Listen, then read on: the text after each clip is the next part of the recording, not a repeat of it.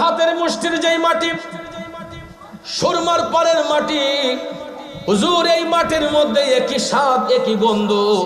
তখন বাবা শাহজালাল বললেন, তাইলে আমার মামা সৈয়দ আহমেদ কবির রেফাই বলেছেন, মাটির মিল যেখানে পাওয়া যাবে সেখান থেকে ইসলাম প্রসারিত হবে, সেখান থেকে আমি ইসলামের খেদমত করতে। তখন তিনি সবাইকে বললেন আমরা এখানে অবস্থান করব। তখন বুরহানুদ্দিন রহমাতুল্লাহ আলাইহি ওনাকে রিসিভ করলেন। সবাই যখন সুরমা নদীর পাড়ে অবস্থান করলেন, এমন সময় নদীর ঘাটের মাঝিগুলা এরা যখন দেখলো যে অনেক বড় মুসলিমদের একটা কাফেলা, কারণ 300 লোক তো বাড়ির কাছে নয়, 300 লোক যদি একখানে দাঁড় করানো হয়, মোটামুটি একটা কাফেলা যে এখানে আছে এটা বোঝা যাবে কি যাবে না? 300 জনের একটা কাফেলা দেখে নদীর ঘাটের মাঝিগুলা দৌড় দিয়ে চলে গেছে রাজা গৌর গোবিন্দের বাড়িতে। গিয়ে বলতেছে, রাজা মশাই আপনি যে এখানে বসে আছেন, ওই দিকে সুরমার পারে বিশাল বড় এক মুসলিমদের কাফেলা আসছে। তখন রাজা গৌর গোবিন্দ এটা শুনে নদীর ঘাটের মাঝিদেরকে বলল, তোমাদের মধ্যে কোনো একজন যদি তাদের কাউকে পার করো, তাহলে তোমাদেরকে নদীর পাড়েই জীবিত কবর দেওয়া হবে। নাউজুবিল্লাহ বলেন। জানের ভয়ে, জান বাঁচানোর জন্য এই নদীর ঘাটের মাঝিরা কেউ সাহস করে না এই কাফেলার কাউকে নদী পার করবে। কিন্তু ভাইয়ের আমার, কোনো ব্যক্তি পার করতে হবে না, কারামতি শক্তির বলে আল্লাহর অলিগণ, আল্লাহর দেওয়া ক্ষমতা বলেই তারা নদী পার হবেন। ঠিক না বেঠিক? এখন দেখেন, আজকে আমরা পাড়ায় পাড়ায় মহল্লায় মহল্লায় মসজিদের মধ্যে মাইক দিয়ে আজান দেই কি দেই না? বড় গলায় আজান দেই। বাংলাদেশের মধ্যে মুসলমানদের কোনো বাক স্বাধীনতা ছিল না, প্রকাশ্যে মুসলমানরা আজান দিতে পারত না। এখনো পৃথিবীতে এমনও দেশ আছে রে, যেই দেশের মধ্যে প্রকাশ্যে আজান দেওয়া যায় না। ভারতের মধ্যেও, আমাদের পার্শ্ববর্তী দেশ ভারতের মধ্যেও এখনো কিছু কিছু এলাকার মধ্যে, কিছু কিছু রাজ্যের মধ্যে প্রকাশ্যে আজান নিষিদ্ধ করা হয়েছে। ঠিক না বিঠিক? ঠিক সেই রকম ভাবে যখন এই গোটা বাংলার বর্ষ, গোটা ভারতবর্ষ যখন হিন্দু অধ্যুষিত ছিল, তখন মুসলিমদের কোনো বাক স্বাধীনতা ছিল না। মুসলমানরা তখন প্রকাশ্যে আজান দিতে পারত না। বাংলার মাটিতে সর্বপ্রথম উঁচু গলায় যিনি বড় করে আজান দিয়েছিলেন, উনি হচ্ছেন নবী বংশের আউলাদের রাসূল সিপাহসালার সৈয়দ নাসির উদ্দিন রহমাতুল্লাহ আলাইহি, যিনি 120 জন আউলিয়াকে সাথে নিয়ে হবিগঞ্জের চুনারুঘাটের মুরার বন্দের জমিনে যিনি শুয়ে এখনো আরাম করতেছেন। জোরে জোরে কি সুবহানাল্লাহ বলবেন না? এই জন্য কবি বলেন, নবীর আওলাদ যখন দেখে মনে বড় আশা রাখে, নবীর আওলাদ যখন দেখে মনে বড় আশা রাখে, চরণ দুটি ধৌত করি দিয়ে চোখের জল, আমরা নবীজির পাগল, আমরা মদিনার পাগল, আমরা নবীজির পাগল, নার পাগল, মদিনারি দুলবালি মোর, মদিনারি দুলবালি মোর, মদিনারি দুলবালি মোর, নয়নের কাজল, আমরা নবীজির পাগল, আমরা মদিনার পাগল, আমরা নবীজির পাগল, আমরা মদিন। ঠিক কিনা বলেন? নবীজির পাগল মদিনার পাগল হলে লাভ না লস? লাভ না লস? শুনিলে মদিনার কথা বলতে পারি সকল ব্যথা। ঠিক কিনা?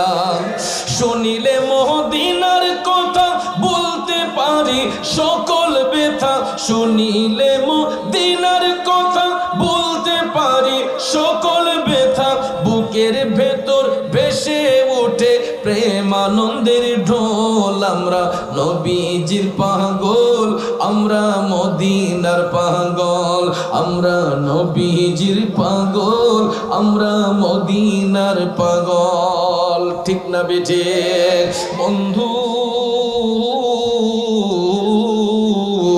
বাবা শাহজালাল সুরমা নদীর পারে যখন অবস্থান করলেন, হঠাৎ করে আসরের ওয়াক্ত শুরু হয়ে গেল। আসরের ওয়াক্ত যখন শুরু হয়ে গেল, বাবা শাহজালাল এজাজত দিলেন, ও সৈয়দ নাসিরউদ্দিন, আপনি তো নবীর বংশের আওলাদ, এই বাংলার জমিনে শ্রীহট্টের জমিনে আপনার আজানের ধ্বনি দিয়া ইসলামের কাজ প্রসারিত হবে। তখন আওলাদের রাসূলকে নির্দেশ দেওয়ার সঙ্গে সঙ্গে সিপাহসালার সৈয়দ নাসিরউদ্দিন রহমাতুল্লাহ আলাইহি কেবলামুখী হইয়া সর্বপ্রথম বড় গলায় এই বাংলার জমিনে আজানের ধ্বনি দিয়ে বলছিলেন, আল্লাহু আকবার,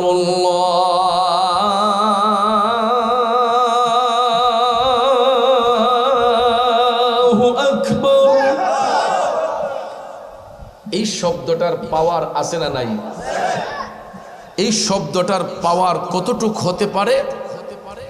বাবাজি, আমাদের দেশের যে অস্ত্রগুলা বা বিদেশে যে অস্ত্রগুলা, এগুলার একটা নির্দিষ্ট পাওয়ার আছে। তার ফায়ারটা কতটুক দূরে যাবে, এটার অ্যাকশনটা কতটুক হবে, এটার একটা নিয়ন্ত্রণ আছে, আছে না? কিন্তু আল্লাহু আকবার এটা এমন একটা শক্তিশালী অস্ত্র, এটার পাওয়ার কতটুক হতে পারে একমাত্র আল্লাহ আ'লামু, আল্লাহ তাআলাই ভালো জানেন, ঠিক না ঠিক? আল্লাহু আকবার, আল্লাহু আকবার। সৈয়দ নাসিরউদ্দিন সিপাহসালার আল্লাহর ওলি আওলাদ রাসূল যখন এই আজানের ধ্বনিটা দিলেন, বোমা মারতে হয় নাই, তরবারি মারতে হয় নাই, গুলি করতে হয় নাই, কামান ছুঁড়ে মারতে হয় নাই। আল্লাহু আকবার ধ্বনি দেওয়ার সঙ্গে সঙ্গে রাজা গৌরগোবিন্দের দেয়ালের একটা ফটক ঠাস করে ধসে পড়ে গেছে। কোনো ঝড় তুফান নাই, ভূমিকম্প নাই, কিন্তু আল্লাহু আকবার ধ্বনির মধ্যে আমার আল্লাহ এমন একটা ভূমিকম্প দিছে রে। এই শব্দটা দেওয়ার সঙ্গে সঙ্গে খোলা আকাশের মধ্যে দাঁড়ায়া যখন বাবা সৈয়দ নাসিরউদ্দিন রহমাতুল্লাহ আলাইহি যখন আল্লাহু আকবার করে আহ্বান করলেন, রাজা গৌরগোবিন্দের দেয়ালের একটা ফটক ঠাস করে ধসে পড়ে গেছে। ধসে পড়ে যখন গেল, বন্ধুরা আমার, রাজা গৌরগোবিন্দ চমকে উঠল। এত বড় প্রাচীর, এত বড় শক্ত প্রাচীর, এটা কিভাবে পড়লো? সে টেনশন যুক্ত হয়ে গেছে, সে টেনশন যুক্ত হয়ে গেছে যে এটা কিভাবে সম্ভব, দেয়ালটা পড়লো কিভাবে। ভাইয়ের আমার, ওই দিকে নদীর ঘাটের মাঝিগুলা এরা যখন মিষ্টি মধুর কণ্ঠে আজানের ধ্বনি শুনছে, তখন তাদের অন্তরের মধ্যে ইশকের আগুন ধাউ ধাউ করে জ্বলতেছে। শুধু তারা কালেমা পড়ার বাকি, কিন্তু সৈয়দ নাসিরউদ্দিন রহমাতুল্লাহ আলাইহির আজানের ধ্বনিতে ওই সমস্ত হিন্দু নদীর ঘাটের মাঝে যারা ছিল, এদের অন্তরটা আস্তে আস্তে নরম হতে লাগলো। আজও পর্যন্ত আমাদের প্রতিবেশী হিন্দু ধর্মের অনেক ভাইয়েরা আমাদের ইসলাম ধর্মের যেই রীতি, ইসলামী অনুশাসন যেইগুলা, এইগুলা দেখে দেখে তারা স্বেচ্ছায় স্বইচ্ছায়, জোর করতে হয় নাই, অনেক বিধর্মী হিন্দু ভাইয়েরা কালেমা পড়ে মুসলমান হয়ে যায়। কারণ পৃথিবীতে একটা ধর্মের কথাই আল্লাহ কোরআনে পাকে উল্লেখ করেছেন, এই ধর্মটাই হলো ইসলাম ধর্মের কথা। আওয়াজ দেন, ঠিক না ঠিক? আমরা কোনো বিধর্মীকে চাপাইয়া ধর্মের প্রতি আকৃষ্ট করি না, কিন্তু অনেক বিধর্মীরা আমাদেরকে ব্ল্যাকমেল করে চাপাইয়া আমাদেরকে তাদের ধর্মের দিকে নিতে উদ্বুদ্ধ করে। আমাদের বাংলাদেশেও এই ষড়যন্ত্র এখন চলে আসছে। আপনারা ঘুমাই আছেন, আপনারা এখনো সজাগ নয়। আমাদের বাংলাদেশেও এই ভাইরাসটা কিন্তু উত্তরবঙ্গের অনেক জায়গায় চলে এসেছে। ভাইয়ের আমার, এত সুন্দর লেবাস, এত সুন্দর তাদের পোশাক, দেখলে মনে হবে ফেরেশতার মতো মানুষ, কিন্তু এরা খ্রিস্টান ধর্ম প্রতিষ্ঠিত করার জন্য, খ্রিস্টান ধর্মকে বাস্তবায়ন করার জন্য আমাদের মুসলমানদের দাড়ি টুপি পাঞ্জাবিকে এরা ব্যবহার করে অনেক মানুষদেরকে পথভ্রষ্ট করে, উত্তরবঙ্গে অনেক মানুষদেরকে পথভ্রষ্ট করে এরা ইসলাম থেকে সরিয়ে নিয়ে যাচ্ছে। নাউজুবিল্লাহ বলেন। কিন্তু আমরা এখনো মায়ের পেটে আছি, কারণ আমরা এখন পর্যন্ত বিশেষ করে কয়েকটা ডিস্ট্রিক্ট, যেমন সিলেট পুরাটা বিভাগ এবং কিশোরগঞ্জ জেলা, আপনারা ভৈরব সহ, ব্রাহ্মণবাড়িয়া জেলা সহ, কুমিল্লা জেলা সহ, এই এলাকার, বিশেষ করে এই সমস্ত এলাকার, চট্টগ্রাম সহ আমাদের এই সাইডের মানুষগুলা সুফিমনা মানুষ, তরিকত প্রেমিক মানুষ, আমরা আল্লাহর ওলিদেরকে ভালোবাসি। আওয়াজ দেন ঠিক না বেঠিক? যেই কারণে এখনো আমরা আমাদের চোখ কান খোলা রেখে চলতেছি। কিন্তু উত্তরবঙ্গে মুসলমানরা যারা তাসাউফপন্থী মানুষরা, এরা অনেক কষ্টে দিন কাটাইতেছে। এদের চোখের সামনে দিয়া কিছু কিছু বাতিল ফেরকারা, এরা ইসলামের অনুশাসনকে নষ্ট করার জন্য, সুফিবাদকে নষ্ট করার জন্য, আল্লাহর ওলিদের দামান থেকে সরে যাওয়ার জন্য এরা দাড়ি টুপি জুব্বা এটাকে মডেল বানাইয়া এরা ইমানের বাজারে আগুন লাগাই দিতেছে। কথা কয় না? এই জন্য আমাদেরকে সজাগ থাকতে হবে। আজও পর্যন্ত মুসলিম ধর্মের কোনো ভাই কোনো বেদিনকে স্বেচ্ছায় ইসলাম এই জোর করে ইসলাম ধর্মে আনে নাই, তারা স্বেচ্ছায় কালেমা পড়ে মুসলমান হয়েছে। কথা কোন ঠিক কিনা? আমাদের দেশেও ইতিমধ্যে আমার মাধ্যমেও 2-4 জন লোক কালেমা পড়ে মুসলমান হয়েছে। আমি অধম গুনাহগারের মাধ্যমেও 2-4 জন হিন্দু ভাই তারা স্বেচ্ছায় মুসলমান হয়েছে। এর মধ্যে আপনাদের কিশোরগঞ্জ জেলায় মিঠামন থানায় একজন প্রাইমারি টিচারও তিনি আমার মাধ্যমে তিনি কালেমা পড়ে মুসলমান হয়েছেন। আলহামদুলিল্লাহ বলেন। তো এরকমভাবে আমাদের সুন্নি আকাবেরদের মধ্যে আমি ওই দিন দেখেছি একজন খ্রিস্টান ধর্মের মানুষ, উনি স্বেচ্ছায় আমাদের শাইখুল হাদিস আল্লামা মুফতি আবুল কাসেম ফজলুল হক মাদ্দাজিল্লাহুল আলী হুজুরের হাতে উনি হাত রেখে তাওবা করে কালেমা পড়ে স্বেচ্ছায় মুসলমান হয়েছেন। কত সুন্দরভাবে তাকে গ্রহণ করা হয়েছে, ইসলাম ধর্মে তাকে ওয়েলকাম জানানো হয়েছে। এটার নামই হচ্ছে ইসলাম। ইসলাম মারামারি পছন্দ করে না, ইসলাম খুনাখুনি পছন্দ করে না, ইসলাম ঝগড়াঝাটি পছন্দ করে না। ঠিক কিনা বলেন? আর এই জিনিসটাই সুফিবাদের মধ্যে নাই, আউলিয়া কেরামদের মধ্যে নাই। বাবাজিরা আমার, যেই কথাটা আমি বলতে চেয়েছিলাম, বাবা শাহজালাল সুরমা নদীর পাড়ে অবস্থান করলেন, আজানের ধ্বনি দিলেন সৈয়দ নাসিরউদ্দিন বাবা। দেওয়ার সঙ্গে সঙ্গে নদীর ঘাটের মাঝেগুলার অন্তর আস্তে আস্তে শীতল হতে লাগলো। কিন্তু শীতল হলে কি হবে? এরা তো বাবা শাহজালালকে নদী পার করে না, নদী পার করে না। এখন তিনি নদী কিভাবে পার হবেন? আল্লাহু আকবার বলেন। মুরাকাবার মধ্যে বসলেন বাবা শাহজালাল।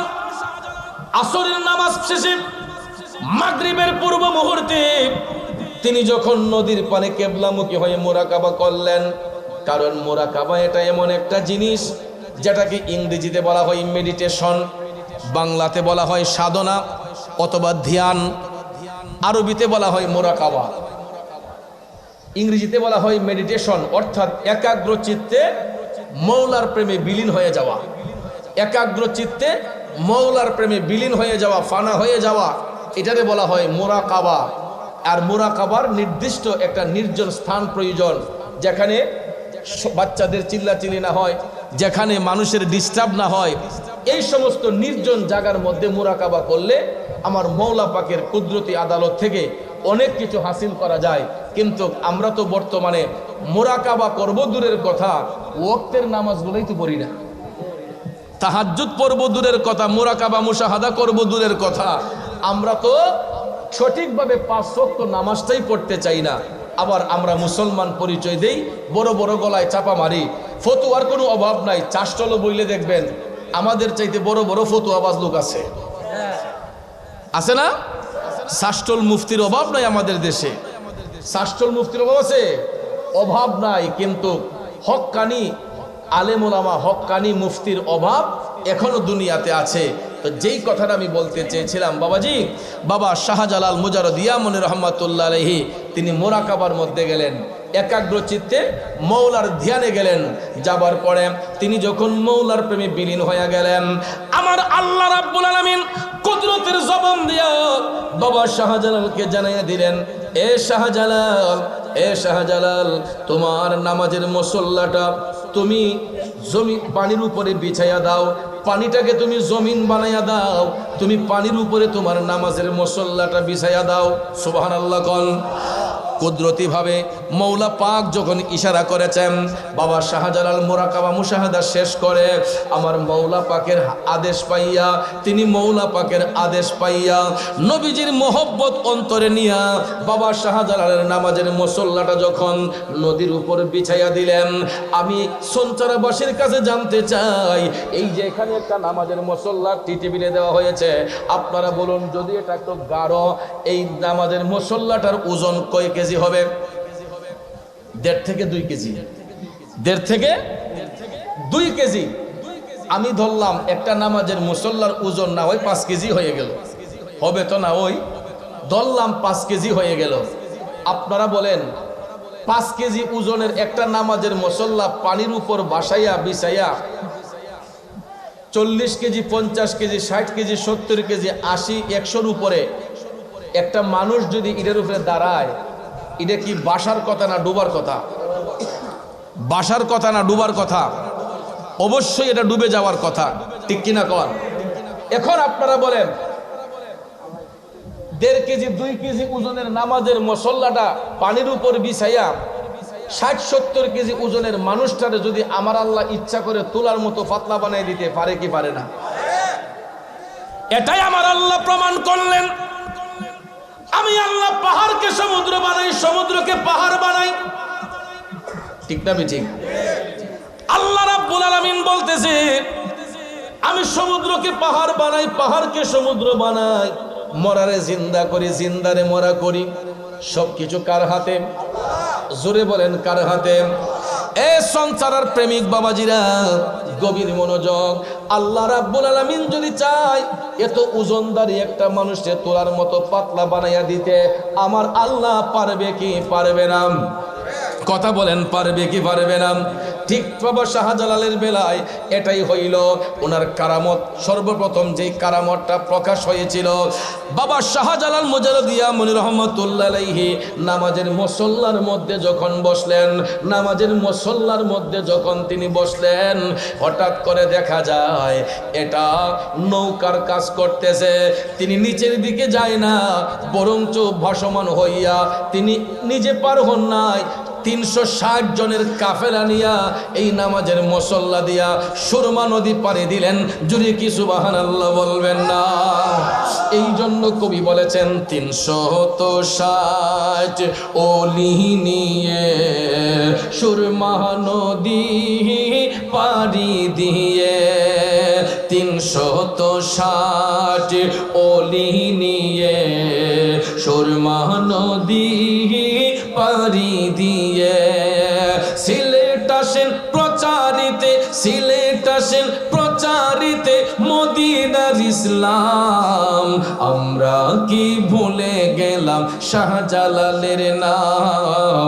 আমরা কি ভুলে গেলাম শাহজালালের নাম?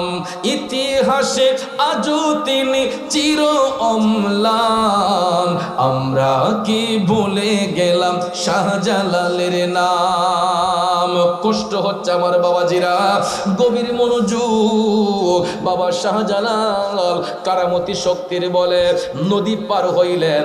এখন প্রশ্ন হলো, আল্লাহর ওলিদের বেলায় কারামত প্রকাশ হয় কার হুকুমে? কার হুকুমে? আর আমাদের দেশে কিছু কিছু মানুষ এরা এই কথা বিশ্বাস করে না, কারামতুল আউলিয়া হাক্কুন, যে আউলিয়া কেরামের কারামত সত্য। এই জিনিসটা আমাদের দেশে দুর্বল মানুষ যারা, দুর্বল ইমানের মানুষ যারা, এরা বিশ্বাস করে না। কিন্তু ভাইয়ার আমার একটা কথা জেনে রাখবেন, আল্লাহ পাকের বেলায় যেটা প্রকাশ পায় এটা হলো কুদরত, আর নবীদের মাধ্যমে যেটা বলা হয় এটা হলো মুজেজা, আর অলিদের মাধ্যমে যেটা বলা হয় এটা হলো কারামত। এটা কি? কারামত। নবীদের বেলায় হবে মুজেজা, অলিদের বেলায় হবে কারামত, আল্লাহ পাকের বেলায় হবে কুদরত। আল্লাহ যা করেন কুদরতে ইশারায় করেন, নবীগণ যা করেন মুজেজার মাধ্যমে করেন, অলিগণ যা করেন কারামতের মাধ্যমে করেন। সুবহানাল্লাহ বলেন। বাবা শাহজালালের কারামত হচ্ছে তিনি নামাজের মুসল্লা দিয়ে সুরমা নদী পার হয়েছেন। সম্ভব কি সম্ভব না? কে চাইতে হবে? আল্লাহ যদি চায় সম্ভব হয়।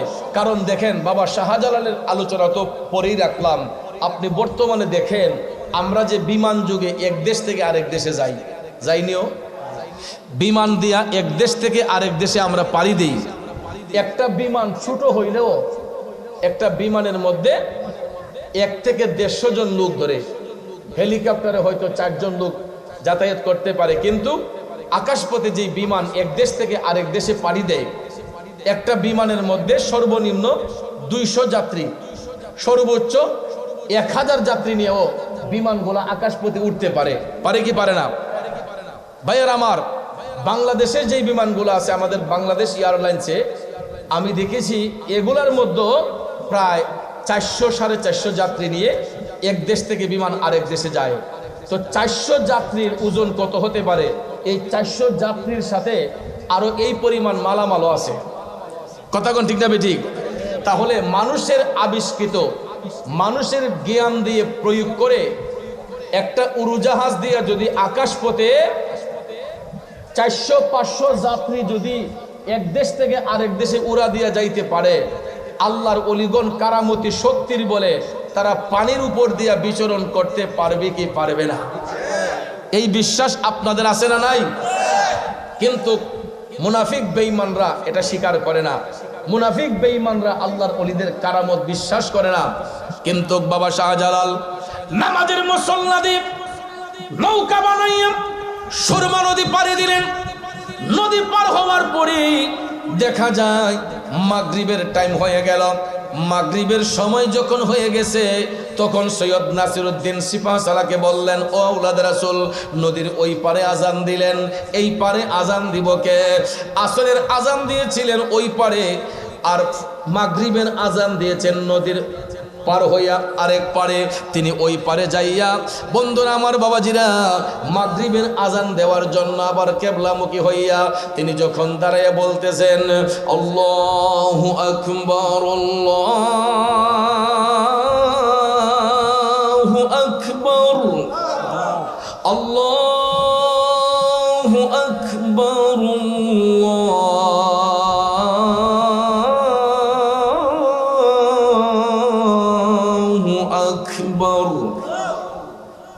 সৈয়দ নাসিরউদ্দিন বাবা আল্লাহু আকবার বলে যখন মাগরিবের আজান দিলেন, এবার দেখা যায় রাজা গৌরগোবিন্দের বাড়ির যেই বড় দালানটা ছিল, বড় গেটটা ছিল, আজানের ধ্বনিতে, আল্লাহু আকবার ধ্বনির পাওয়ারে রাজা গৌরগোবিন্দের বড় দেয়ালটা অটোমেটিকলি ঠাস করে ধসে পড়ে গেছে। জোরে কি আল্লাহু আকবার বলবেন না? অস্ত্র হাতে নিয়ে প্রতিবাদ করতে হয় নাই।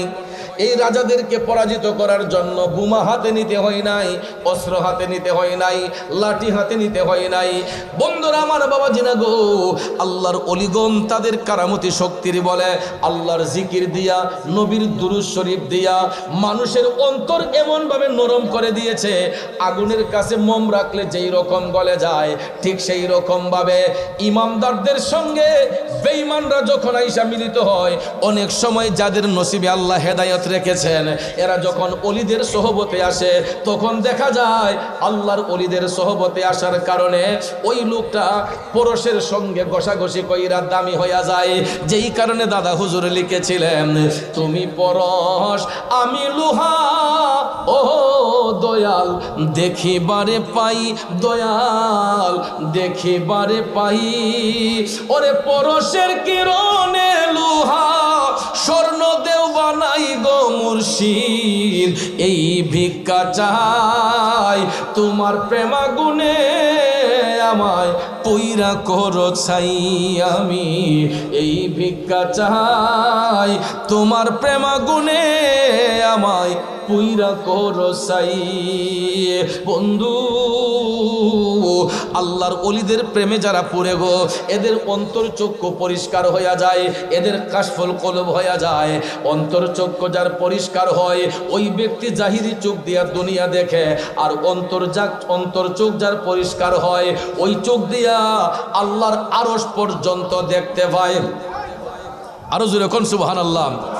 জাহিরি চোখ দিয়া হয়তো দুনিয়াটা দেখতে পারবেন, আর যাদের কাশফুল কুলুব হয়, অন্তর্চক্ষু খোলা হয়, এরা শুধু দুনিয়া দেখে না, চোখ বন্ধ করলে তারা আল্লাহর আরশ পর্যন্ত দেখতে সক্ষম হয়। জোরে জোরে আল্লাহু আকবার বলেন। যেই কথাটা বলতে চেয়েছিলাম, আমার বাবাজিরা, বাবা শাহজালাল মুজাররদিয়া মনি রহমাতুল্লাহ আলাইহি নদী পার হইয়া মাগরিবের নামাজ আদায় কইরা তিনি রাত্র যাপনের জন্য কাফেলার সদস্যদেরকে নিয়ে অনেক উঁচু একটা জায়গার মধ্যে অবস্থান করলেন, যেই জায়গার মধ্যে কোনো মানুষ ভয়ে উঠে না। জঙ্গলের উপরে, পাহাড়ের উপরে সাধারণত কোনো মানুষ উঠতে পারে? উঠতে চায়, কারণ জঙ্গলের ভিতরে পাহাড়ের চূড়ায় হিংস্র প্রাণীরা থাকে। কথা বলেন ঠিক না বেঠিক? হিংস্র প্রাণীরা সেখানে বসবাস করে, এই জন্য মানুষ ভয়ে সেই জায়গাগুলোর মধ্যে যেত না। কিন্তু যারা মৌলার প্রেমে ফানা হয়, এদেরকে জংলার বাঘেও খায়, জংলার বাঘেও খায়।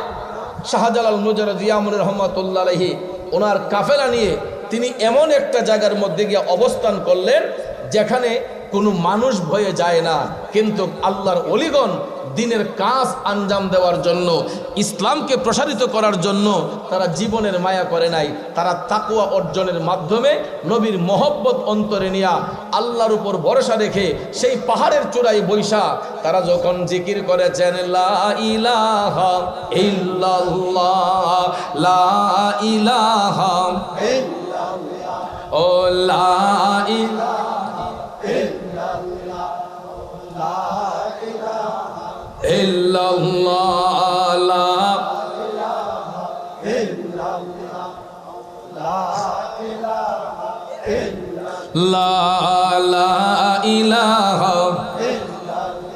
লা ইলাহা ইল্লাল্লাহ, মুহাম্মাদুর রাসূলুল্লাহ সাল্লাল্লাহু আলাইহি ওয়াসাল্লাম। গভীর মনোযোগ। আল্লাহর ওলিগণ যখন জিকির করতেছেন, হিন্দু নদীর ঘাটের মাঝিগুলা যারা বাবা শাহজালালকে দেখেছে, তখন থেকেই তাদের মনটা আস্তে আস্তে নরম হয়েছে। কিন্তু ফজরের নামাজের পরে শাহজালাল বাবা যখন জিকিরে মাশগুল, তালিম করতেছেন, তরবিয়ত করতেছেন, আশেকদেরকে নিয়া, ভক্তদেরকে নিয়া, কাফেলার সবাইকে নিয়ে যখন তিনি তালিম তরবিয়ত করতেছেন, তখন জিকিরের শব্দে আকাশ বাতাস মুখরিত হয়ে গেছে। তিনি যখন আল্লাহ আল্লাহ বলে জিকিরে ফানা হয়েছেন, তখন ওনার জিকিরের আওয়াজে ভাইয়ার আমার কালবের ময়লাগুলা আস্তে আস্তে ঝরতে শুরু হলো।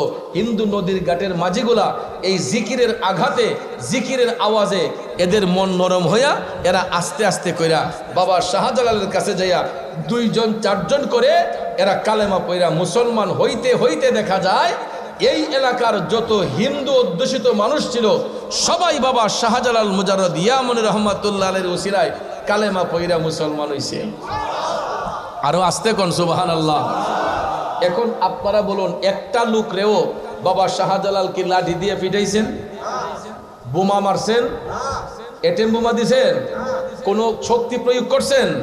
ভাইয়ার আমার, বন্ধুরা আমার, বাবা শাহজালাল মুজাররদিয়া মনি রহমাতুল্লাহ আলাইহির ঐশ্বরিক ক্ষমতা দিয়ে, কারামতি শক্তি দিয়ে, কোরআন সুন্নাহর আলোকে, জিকির দিয়ে, দুরূদ শরীফ দিয়ে মানুষের অন্তরে স্থান করে নিয়ে এরপরে যখন মুসলিমদের কাফেলা বড় হলো, রাজা গোরগোবিন্দ পলায়ন করলো, বাবা শাহজালাল কাফেলার সদস্যদেরকে এক একজনকে এক এক দিকে পাঠাইলেন, এক একজনকে এক এক দিকে পাঠাইলেন।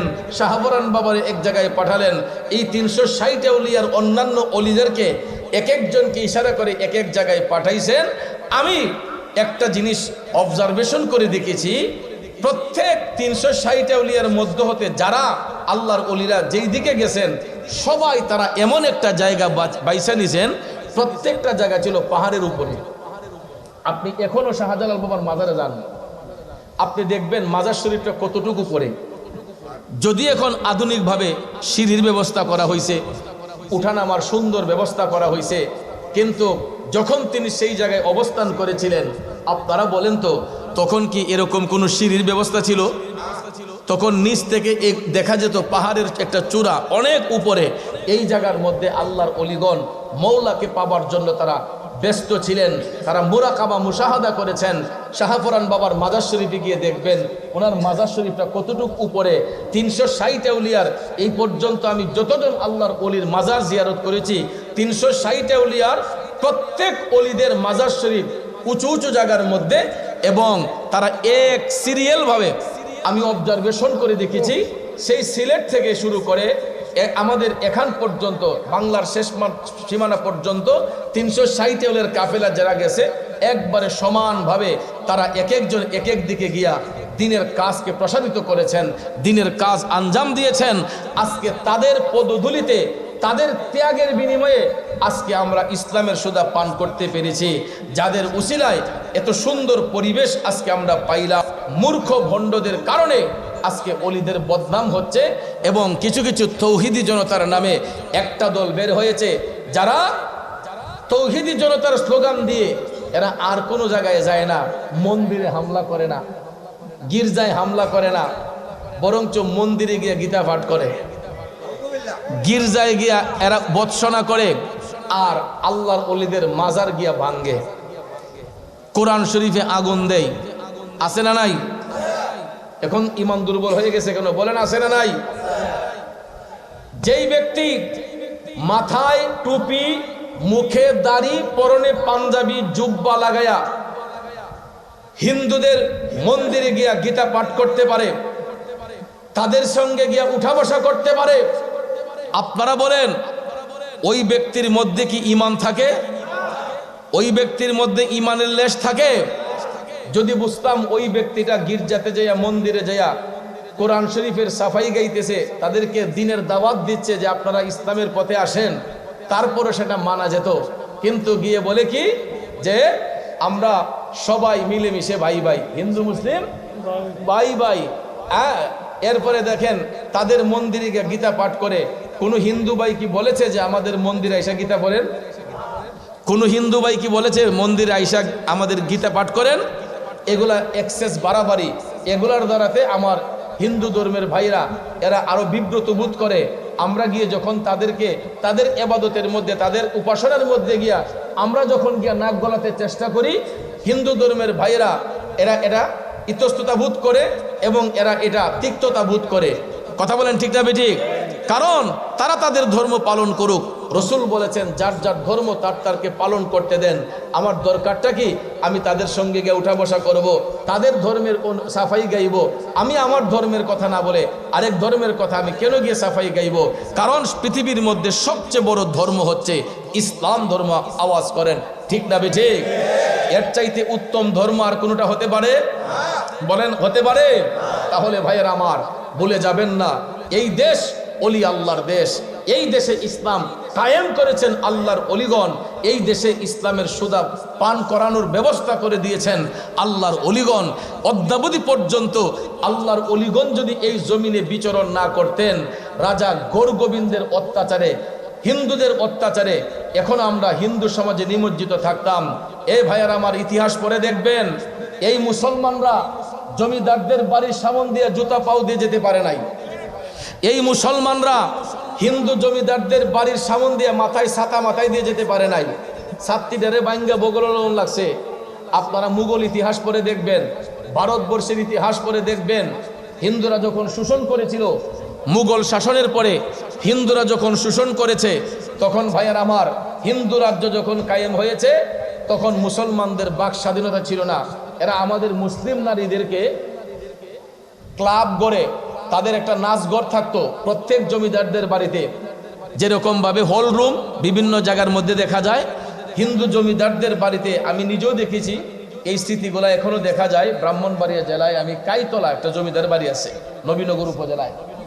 এই জমিদার বাড়িতে আমি দেখছি একটা ঘর, নাচ ঘর, না রে বাবা, নাচ ঘর।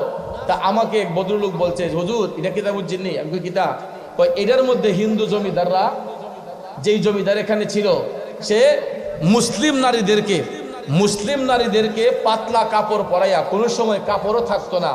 এরা তো মদ জুয়া পান করতো, মদ জুয়া পান করে মুসলিম নারীদেরকে বিবস্ত্র অবস্থায় এরা এই নাচ ঘরের মধ্যে নাচাইতো, আর এরা মজা নিত, তাদেরকে ভোগ বিলাসের পাত্র হিসেবে ব্যবহার করত। নাউজুবিল্লাহ কি বাইদ দিয়া কইবেন? আরো জোরে কইতেন না নাউজুবিল্লাহ।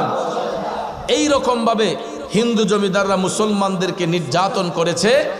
মুসলমানরা বাক স্বাধীনতা ছিল না, তাদের বাড়ির সামন দিয়ে জুতা পাও দিয়ে যাই নাই এবং ছাতা মাথায় দিয়ে যাওয়া যায় নাই।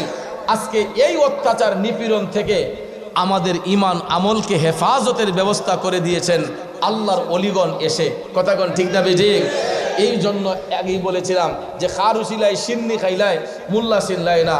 যাদের উসিলায় আজকে সিলাইযুক্ত কাপড় পেয়েছি, যাদের উসিলায় আজকে সুন্দর পরিবেশ পেয়েছি, আজকে আমরা তাদের সাথে নিমক খারামি করতেছি, বেঈমানি করতেছি। এটা করেন, সমস্যা নাই। আমার আল্লাহ অবশ্যই অবশ্যই বিচার কার্য আল্লাহ ফয়সালা করে দিবেন। আল্লাহ ছাড় দেয় কিন্তু কাউকে ছেড়ে দিবে না। আমরা আল্লাহর আদালতে বিচার দিয়ে দিলাম। যেই মাজার শরীফগুলো ভাঙ্গা হয়েছে, ভাইয়ার আমার, প্রত্যেকটা ইটের বদলা আমার আল্লাহর কাছে দিতে হবে। ঠিক না ঠিক? আল্লাহ যেন তাদেরকে সহি বুঝ দান করে, আর আমাদের ঈমান আমলকে যেন আল্লাহ তাআলা হেফাজত করে। আমরা যেন আউলিয়াদের দামান ধরে আল্লাহর ওলিদের সহবতে থেকে আমরা যেন আমাদের মানব জীবন পরিচালনা করতে পারি, সেই তৌফিক যেন আল্লাহ তাআলা দান করে। সবাই বলেন আমিন।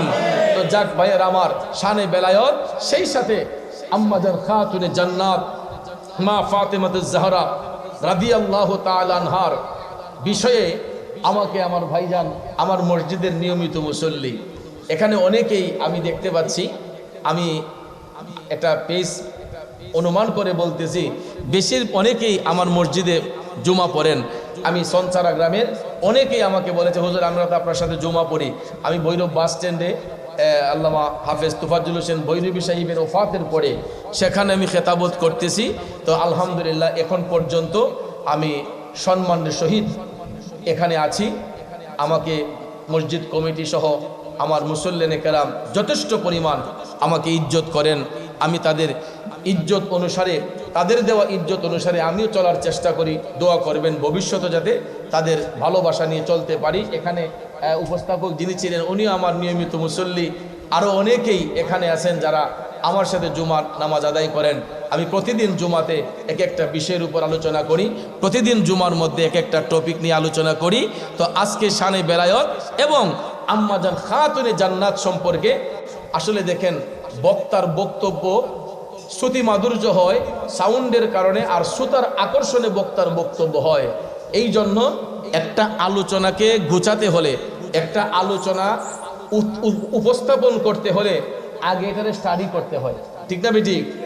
টিচাররা যে ক্লাসের মধ্যে পড়ান, এরা হুট করে গিয়ে পড়ান না, তারা নিজেরাও আগে পড়াশোনা কইরা পরে গিয়া বাচ্চাদেরকে টিচিং দেন। তো আমরাও যখন ওয়াজের মাঠে আসি, যদি কমিটি থেকে আমাদেরকে আগে কোনো বিষয় দেওয়া হয়, তখন ওই বিষয় অনুসারে আমরা আলোচনা করি। পোস্টারটা আমি দেখেছিলাম যে আমাকে বিষয় দেওয়া হয়েছে শানে বেলায়ত। এই জন্য আমি আজকে ভেবেছিলাম যে আমি আজকে বাবা শাহজালালের জীবনী নিয়ে, যেহেতু আউলিয়া কেরামের উপলক্ষে আলোচনার কথা বলা হয়েছে, বাবা শাহজালালের জীবনী নিয়ে কিছু আলোচনা করব। এখন আমার ভাইজান আবদার করেছেন যে খাতুনে জান্নাত সম্পর্কে কয়েকটি কথা বলার জন্য। ভাইয়ারা আমার, বন্ধুরা আমার, আম্মা জান খাতুনে জান্নাত রাদিয়াল্লাহু তাআলা আনহা, তিনি আমার দয়াল নবীজির কলিজার টুকরা সন্তান। ঠিক না বেঠিক? নবীজির কলিজার টুকরা সন্তান আম্মা জান খাতুনে জান্নাত মা ফাতেমাতুজ জাহরা আমিনা খাতুন রাদিয়াল্লাহু তাআলা আনহার ঔরসের সর্বকনিষ্ঠা কন্যা ছিলেন আম্মা জান খাতুনে জান্নাত, যার মাধ্যমে নবীর বংশের সিলসিলা আওলাদে রসুল এখন পর্যন্ত আমার আল্লাহ জারি রেখেছেন। আর আম্মা জান খাতুনে জান্নাত তিনি দয়াল নবীর কন্যা, বেলায়েতের বাদশা, বেলায়েতের মূল, যার মাধ্যমে বেলায়েতের আগমন হয়। উনি হচ্ছেন মুশকিল কুশা হযরতে শেরে খোদা মাওলায় আলী কাররামুল্লাহু ওয়াজহাহুর সহধর্মিনী, মাওলা আলীর সহধর্মিনী এবং জান্নাতি যুবকদের সরদার হযরতে ইমাম হাসান এবং হুসাইন রাদিয়াল্লাহু তাআলা আনহুমার গর্ভধারিণী মা এবং খাতুনে জান্নাত আম্মা জান ফাতেমাতুজ জাহরা। তিনি এমন একজন মহিয়সী নারী যিনি হচ্ছেন জান্নাতি রমণীদের সরদারিনী। জোরে কি সুবহানাল্লাহ বলবেন না? পৃথিবীতে যত নারীরা জান্নাতের শুভ সংবাদ পাবে, পৃথিবীতে যত নারীরা জান্নাতের শুভ সংবাদ পাবে, তাদের সরদারিনী হবেন আম্মা জান খাতুনে জান্নাত মা ফাতেমাতুজ জাহরা রাদিয়াল্লাহু তাআলা আনহা, ভাইয়ের আমার, বন্ধুরা আমার, নবীজির কন্যা মৌলা আলীর সহধর্মিনী হাসান হুসাইনের মা আম্মাজান খাতুনে জান্নাত, যাকে জগতের মা বলা হয়। কি বলা হয়?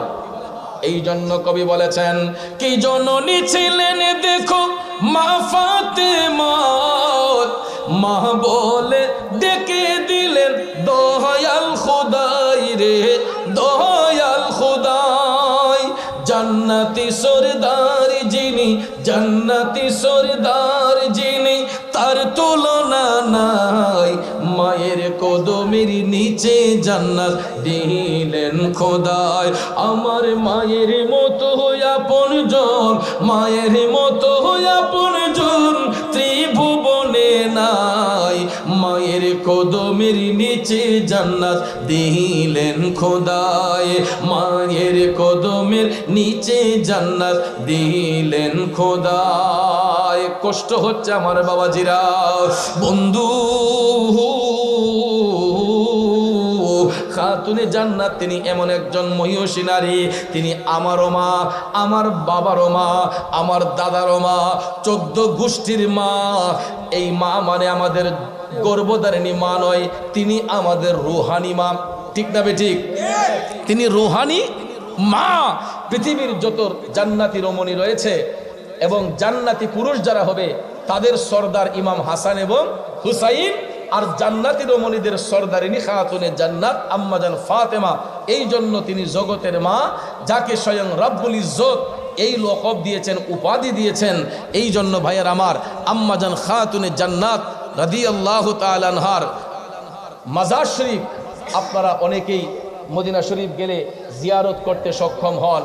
ভাইয়ের আমার, বন্ধুরা আমার, কিন্তু মাজার শরীফের কোনো চিহ্ন এখন নাই। মাজার শরীফের চিহ্ন নাই, শুধু পাথর দিয়ে আপনার খণ্ডচিত্র করে রাখা হয়েছে জান্নাতুল বাকির মধ্যে।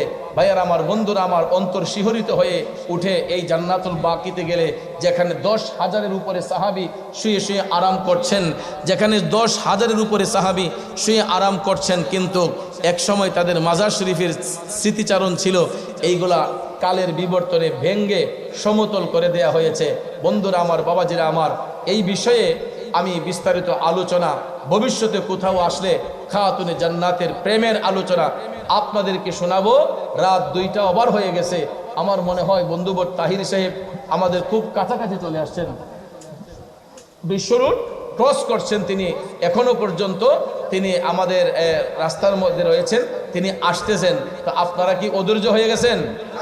আর কিছু সময় বসতে রাজি আছেননি? কারণ এটাই প্রেম, এটাই ভালোবাসা। আমার বন্ধুবর তাহির সাহেবের জন্য অন্তর থেকে দোয়া করি, কারণ এই জন্য যে এই লোকটা যদি কোনো জায়গার মধ্যে ফজরের টাইমেও যায়, যে আমি ফজরের টাইমে আসতেছি, তখনও দেখা যায় মানুষ আরামের ঘুম হারাম করে দিয়া এই বন্ধুবর তাহির সাহেবের আলোচনা শোনার জন্য তারা অধীর আগ্রহে বসে থাকে। তো আমি বুঝতেছি যে আপনারাও আমার বন্ধুর জন্য অপেক্ষায় অপেক্ষমান। আর অনেকেই আমাকেও ভালোবাসেন, জালালি সাহেবকে ভালোবাসেন। অনেকে বলতেছে 3 জনে এত তাড়াতাড়ি শর্ট সময়ে একসাথে করলো কিভাবে? আসলে এখন মাহফিলের একটু অফ সিজন থাকার কারণে আপনারা পেয়ে গেছেন, আর না হলে আমাদেরকে সাধারণত সবাই একসাথে মিলাইতে পারে না। কারণ এক এক দিন এক একটা মাহফিলের প্রধান অতিথি আমরা থাকি, এক এক দিন এক একটা মাহফিলের প্রধান অতিথি থাকি, যেই কারণে অনেক সময় থাকা সত্ত্বেও আমরা দিতে পারি না, অন্যদিকে এঙ্গেজ হয়ে যাওয়ার কারণে। তো যাক, আলহামদুলিল্লাহ।